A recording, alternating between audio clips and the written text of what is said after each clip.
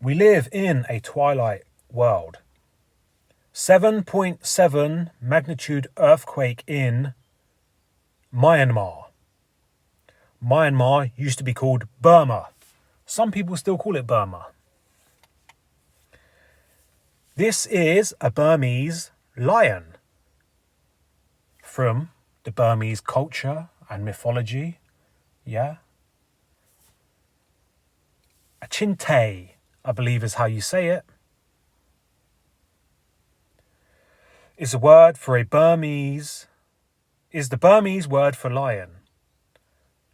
The leograph of the chinte is a highly stylized lion, commonly depicted in Burmese iconography and architecture, especially as a pair of guardians flanking the entrance of Buddhist pagodas and kyang, or Buddhist monasteries. Like so, yeah? The Burmese lion. Burma, Myanmar, same place. This is a chinte here, a Burmese lion, and this is the symbol of the 77th Brigade, whose motto is influence and outreach. I'm sure you've probably heard of the 77th Brigade. They're the British Army's psychological warfare department, especially when it comes to digital information, like manipulating and controlling social media. Yeah? If you remember back in the scamdemic, these guys were running the show across the world. When it came to shutting people down who were not going along with the narrative and elevating certain individuals, these guys were the guys behind it. Yeah? Across the whole world. Yeah?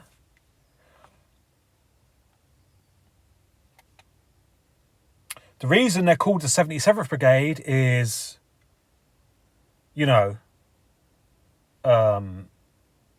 an homage to the 77th Indian Infantry Brigade of World War II. Yeah, the 77th Indian Infantry Brigade was an infantry brigade formation of the Indian Army during World War II. It was formed in India in June 1942. The brigade was assigned to the Chindits and organised into 8 columns for operations behind enemy lines in Burma. In March 1945, it was converted into the 77th Indian Parachute Brigade and assigned to the 44th Airborne Division.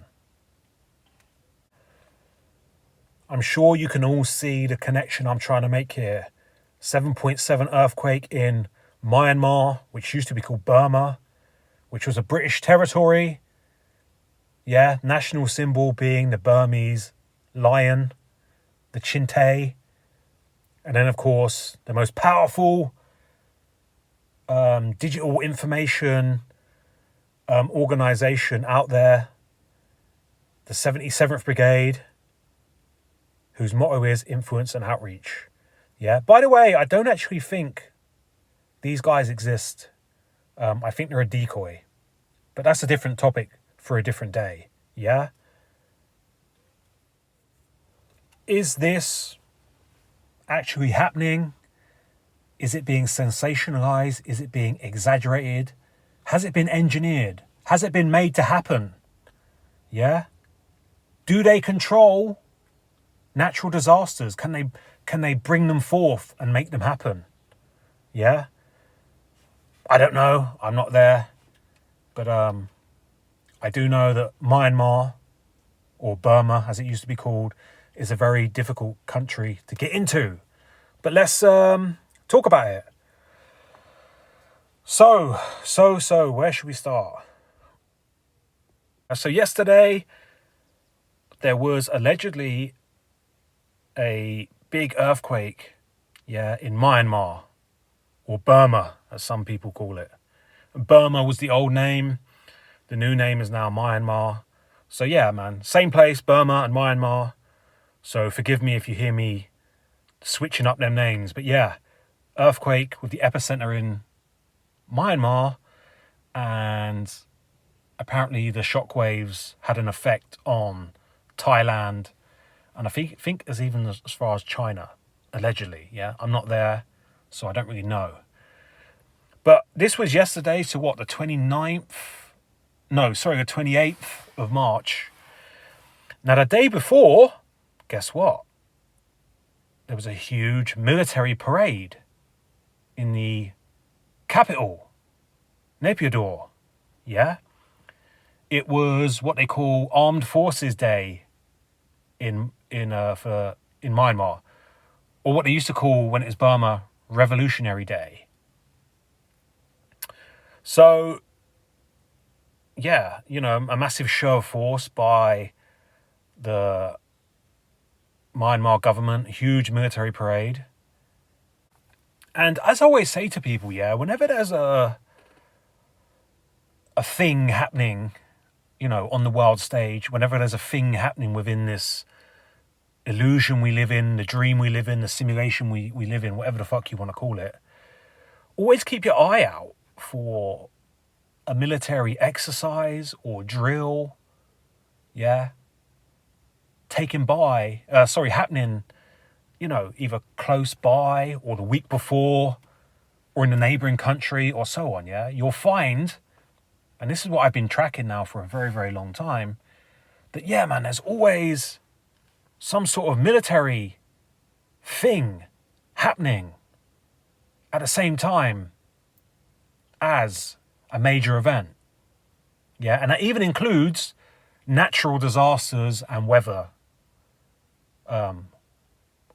extreme weather events, So, I was in Greece, not even a month ago, right? I was in Greece. They'd evacuated Santorini, the Greek island of Santorini had evacuated it because of fears of a big earthquake. I went in to Santorini when it was evacuated. I will do a documentary or a little video about that soon. Don't worry, it's going to come out when I've got time. But anyway, nevertheless, NATO, I'll cut a long story short, NATO was doing war games in the Aegean Sea, which is where this island is, right? So here's the Aegean Sea and here's Santorini.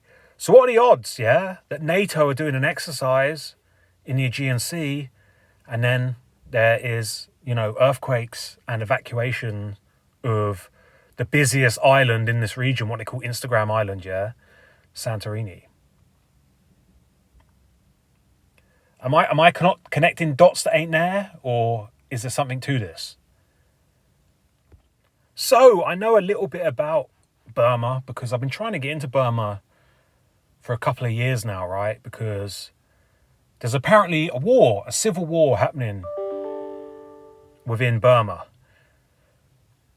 And that's the reason that they've put the country essentially on a lockdown.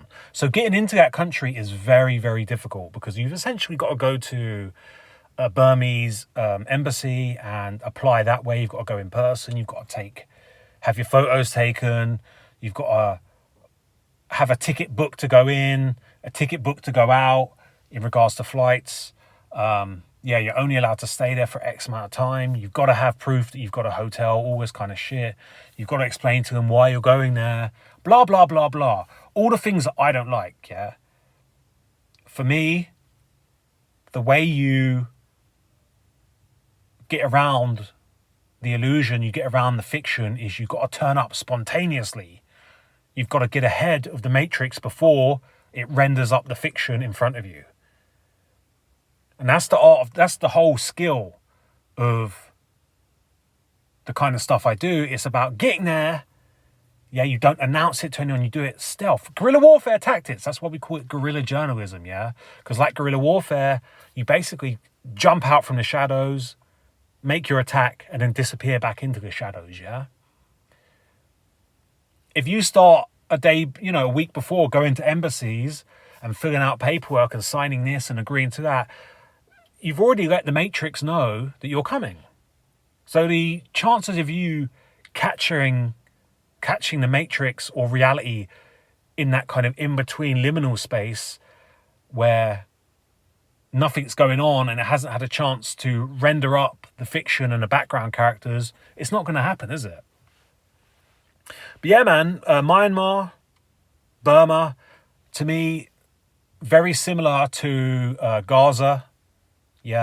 Obviously, no one can get onto the film set Gaza for obvious reasons. They don't want you to expose that there's nothing going on in Gaza.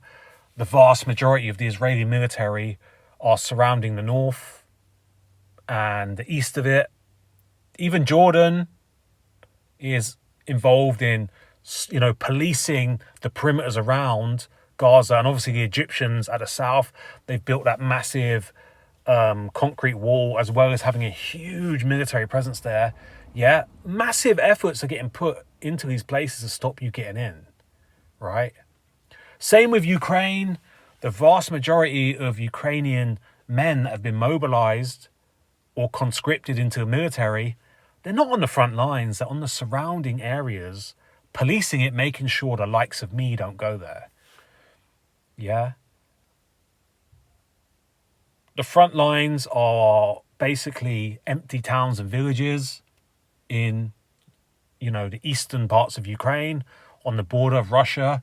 Obviously, they're now empty and derelict because most of them were populated by workers that were working for the Soviet Union, yeah? And once the Soviet Union collapsed, bang, they all went back home to Russia. And Ukraine has like the largest amount of empty villages like on Earth. And that's how you can get away with staging a war there. But yes, the huge military conscription, all those guys are helping enforce the no filming rules, checkpoints and border crossings, all that kind of stuff. They're even like policing the streets of places like Kiev and Lviv and Odessa that don't even have a war going on, but they're enforcing the no filming rule.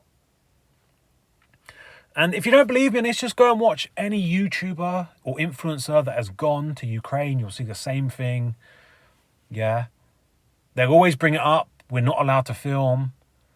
And the only time they are allowed to film is when they're with some sort of escort, which is usually a military escort, or the huge war tourism industry that's going on there, which is basically means that you go meet up with a war tour guide who makes sure you don't film. The 99.9% of Ukraine is absolutely fine, but they make sure you do go and film the blown up tank, yeah, and the blown up building, right, to make your documentary.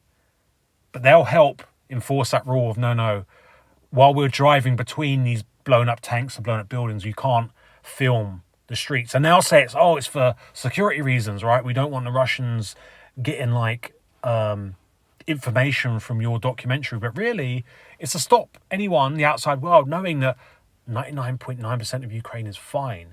People are living their lives, they're walking their dogs, they're having birthday parties, they're sitting out in coffee shops in the sunshine, they're doing exercise on the street, right? When an air raid siren goes off, it's just an air raid siren and nothing more. Anyway, I digress again. So back to Myanmar, right? The new capital is Naypyidaw, yeah? And apparently the epicenter was 10 miles south of Mandalay, which they call Myanmar's second city. Yeah, 10 miles south and 10 miles down is where the Sangin fault line is. So there you've got your 10-10, right? Your XX. But anyway, Naypyidaw is a very interesting place, right? It's known as a mega ghost city. So Naypyidaw was built, I don't know, maybe 2 decades ago. I don't know, maybe in the 80s. But huge city was built. It's like the size of Shanghai. But it has less than 1 million people living there. It was built basically to be like, people were told it was built to be like the epicenter, excuse the pun here, but the epicenter of Myanmar, and a new influx of immigrants and stuff. So I'm sure you've seen Naypyidaw some point in your life. I'll try and get up some pictures, hang on. Or Naypyidaw is actually the correct way to say it, I think. But yeah, it's got like, the motorways are like 10 lanes across, yeah. And, the streets are just empty. The only people there are the workers that maintain the whole area to an immaculate standard. Yeah.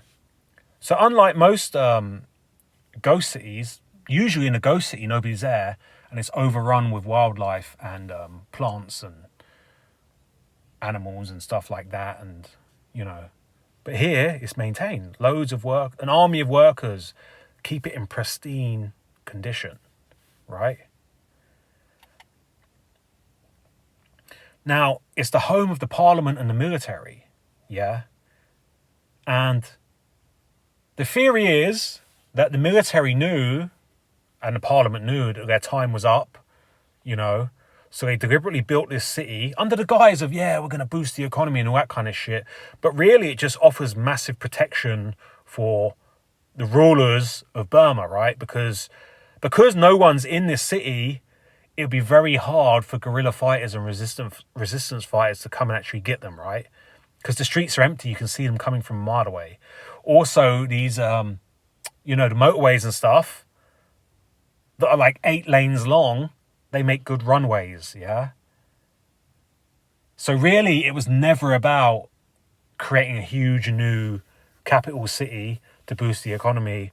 Really, it was about the rulers of Myanmar making a city strategically beneficial to them, right? So they can land big military aircraft in and out, and it's ideal protection for them because they can see who's coming to get them. They can see if the streets are empty, it's going to be very, very hard for the guerrilla fighters, resistance fighters to launch an attack on the parliament, isn't it? They can't hide in the population when there's no population in that city. Genius when you think about it. The other rumour is that underneath Naypyidaw is a series of tunnels, underground caves and tunnel systems that all connect, like the military zone next to the parliament zone and all that kind of stuff, But also what's strange is they do that thing similar what they do like with the ghost cities in China, where they've got shops and they're paying people to be in the shop, working in the shop, but the shop gets no customers. There'll be like a shoe shop with 2 workers in it who turn up every day, open it up, clean it, they're stocking shoes and that, but no one comes in to buy the shoes. So what the fuck's going on now? I don't know. The fact that none of us are allowed to go in and investigate yet again. Very, very interesting stuff, yeah? Now, let me get to my thoughts on this, yeah? As you all know, my whole theory is the Ghost Legion, yeah? That the Hidden Hand has a clandestine force of night troopers that go around creating all of these events, or they have a hand in it, yeah? Imagine, if you will, Operation Gladio, because most of you probably know Operation Gladio, on steroids, yeah? With a bigger budget and the ability to fly around the world, yeah? And under the guise of exercises and military parades and drills, this is how they move in. And even the Olympics, yeah? When apparently there's like 70,000 troops, international troops that are helping with the Olympic ceremony security, this would have been how the Ghost Legion move around, yeah? So they move within all of the other military forces, yeah? Ghost Legion or League of Shadows, yeah, the foot soldiers of the Hidden Hand. Are they even human? I don't know. That's a different topic for a different day. But yeah, man, Operation Gladio on steroids with some serious equipment. The foot soldiers. So wouldn't, Naypyidaw be the perfect location for the Ghost Legion to move in to Asia, or land in Asia, when they're doing their illusion operations, the theatricality interception within the Asian region? That to me is the ideal place for them to land their equipment. They might even be stationed there. That might be the home of the Ghost Legion. When they're not doing anything, perhaps they're just hanging around in the underground cave systems of Napiador, the mega ghost city where no one lives, and the supposed capital of Myanmar. But really, it's not the capital, is it? Mandalay really is the capital. Even Rangoon, are more, culturally and historically better options to be the capital. But yeah, man, I just think under the guise of this fake and phony civil war that's happening in Myanmar, it's the great excuse to have a mega ghost city, which of course is another kind of deception going on, when really it could be either the permanent home of the Ghost Legion, or it's just their base of operations when it comes to Asia. Because you have to remember, folks, that Myanmar was a British territory. Yeah? Owned by the British Empire, controlled by the British Empire. Yeah, which puts it exactly the same as the USA. It's the same as Israel. It's the same as Iraq, Iran, Saudi Arabia, Oman, Hong Kong. Yeah? Australia, New Zealand, Canada. Yeah? The British Empire doesn't just leave a country like that. It doesn't just say, oh, here's your independence and then fucks off. If it leaves, overtly leaves, that means it covertly has a stay-behind faction that hides in the shadows within that country, yeah? Yet again, stay-behind forces, clandestine forces, covert operations, and so on. And then, of course, you've got all the espionage networks and stuff. The USA has the biggest air force. The Chinese have the biggest navy. The Russians have the largest tank production and the most nuclear warheads. Yeah? The British has the largest espionage network in the world. Yeah? And of course, what controls the British Empire? The City of London. What controls the City of London? The London Control Section. Yeah? What controls them? I don't know. A shitload of secret societies we don't know about. And then we get to the top. We got the double cross. Yeah? The top of the pyramid. Yeah? The secret society behind all secret societies, behind all secret societies. The double cross that are probably non-human. It's probably some sort of operating system program that is the kind of bridge between our experience and reality and whatever's behind it. Yeah. I don't want to go too deep into that shit because it hurts my head, but you get what I'm saying, right? Yeah. So Burma, same as India. Yeah, man. It's actually a worse situation when the British Empire leaves your country, because that's when they leave behind things like Freemasonic networks, intelligence services, aid packages, the whole Commonwealth thing. It's actually worse, in my opinion, because that's all the hidden networks, like a giant spider's web, with the center point being the City of London, Back when the British Empire was overt, they made it so the grid they put over the earth meant that the 0 point was London, But anyway,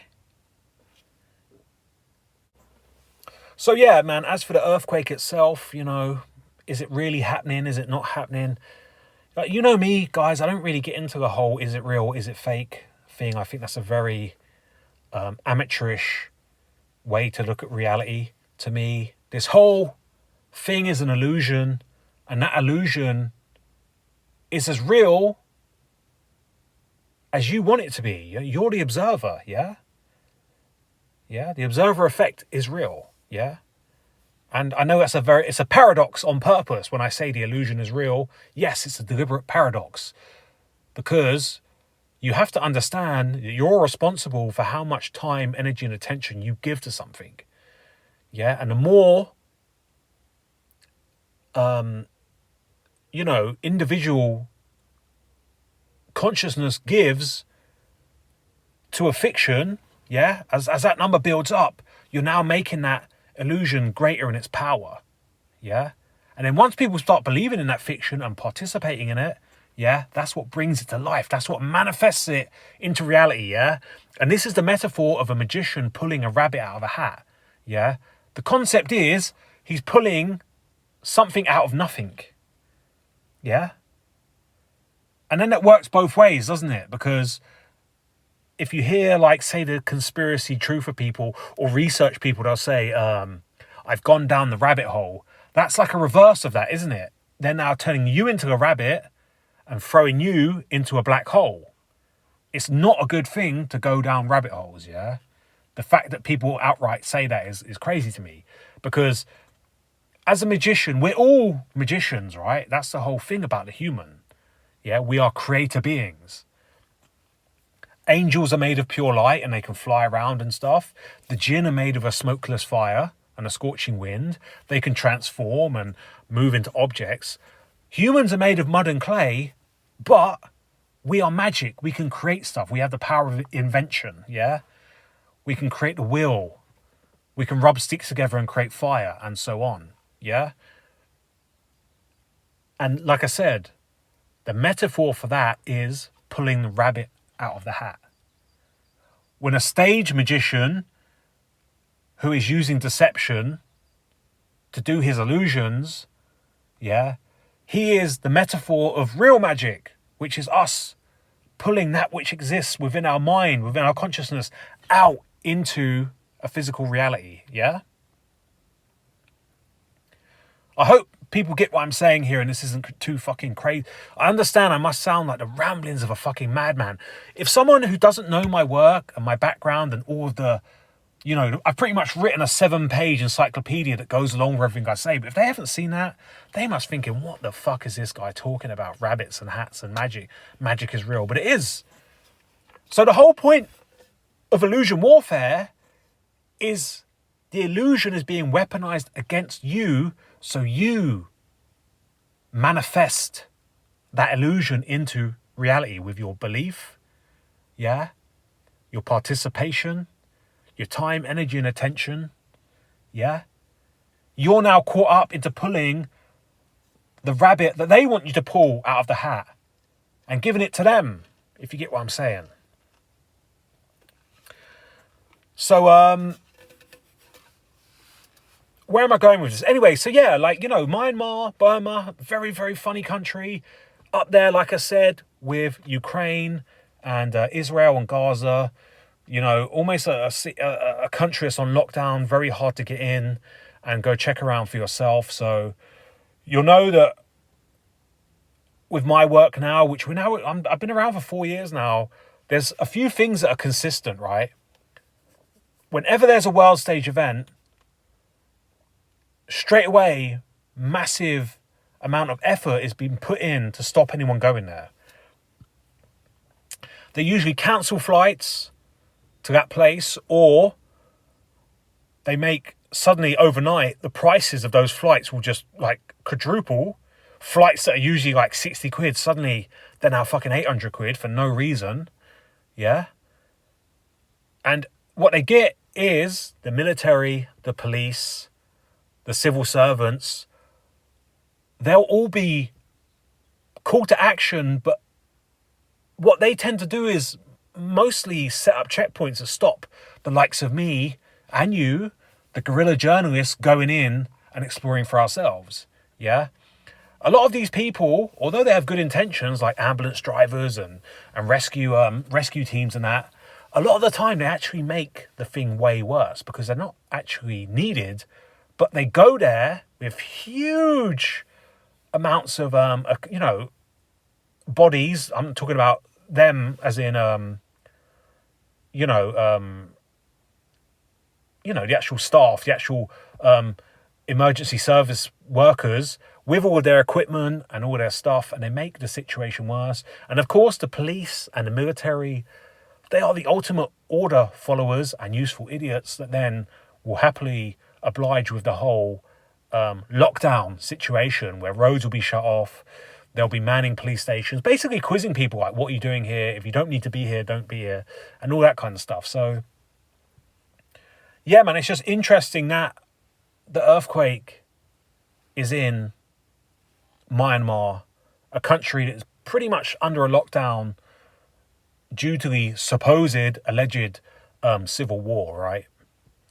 Which, in my opinion, is non-existent. So maybe this is a way, I don't know, what would be the purpose of this? I don't know, because I think for the first time ever, they've now reached out, the Myanmar government, which apparently only have control of, get this, 33% of the country.